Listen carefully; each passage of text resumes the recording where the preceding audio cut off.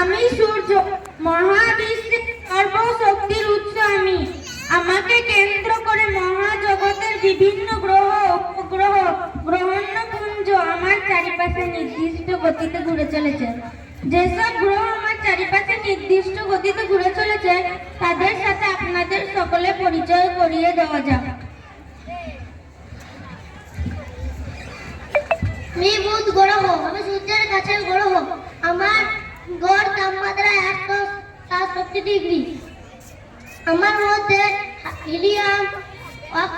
Helium, hydrogen আছে।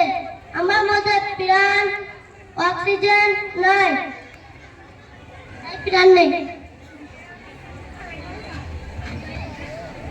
আমার নাম শুক্র গ্রহ। আমি সূর্যের দ্বিতীয় নিকটতম গ্রহ। আমার বায়ুমণ্ডল শীতল হলেও আমার ভূপৃষ্ঠ অনেক গরম। আমার তাপমাত্রা গড়ে 464 ডিগ্রি। আমি 224 দিনে সূর্যকে একবার প্রদক্ষিণ করি। আমার কাছে জল না থাকার জন্য জীবন সৃষ্টি হয়নি। আমার নাম দিয়েছেন মঙ্গল গ্রহ। আমাকে লাল গ্রহ বলা হয়। বিজ্ঞানীদের তর্কের ভিত্তিতে আমার তাপমাত্রা কখনোই 0 ডিগ্রি থেকে উপরে উঠে না।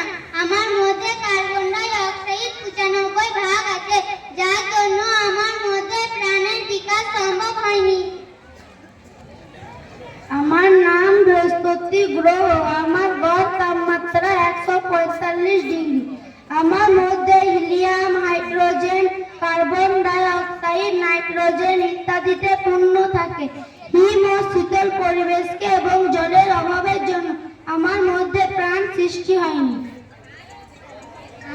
আমার নাম শনি গ্রহ।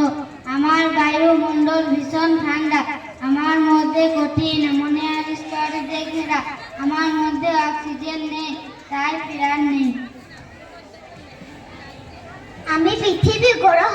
গ্রিক পুরাণ অনুসারে আমার নাম গাইয়া, যার অর্থ সমস্ত প্রাণ ও প্রাণীর জননী। আমি সূর্যের থেকে একটি নিরাপদ দূরত্বের অবস্থান করি। আমার গড় তাপমাত্রা 15 ডিগ্রি সেলসিয়াস, যা জীবজগতের পক্ষে অনেক অনুকূল। আমার ভর ও অভিকর্ম বল এমন একটা সুন্দর সামঞ্জস্য তৈরি করেছে যে তার মধ্যে হাইড্রোজেন, অক্সিজেন, নাইট্রোজেন, অক্সিজেন প্রভৃতি গ্যাস ঠিক ঠিক মাত্রায় আছে, যার ফলে আমার মধ্যে প্রাণের বিকাশ সৌরজগতে সম্ভব হয়েছে। জীবন বিকাশের অন্যতম মাধ্যম জল। এই জল অক্ষুণ্ণ রাখার জন্য আমার কাছে রয়েছে জলচক্র। আমার বায়ুমণ্ডল উদ্যম ও পক্ষে অনুকূল। উপস্থিতির জন্য জীবকুল শ্বাস প্রশ্বাসে সাহায্য করে।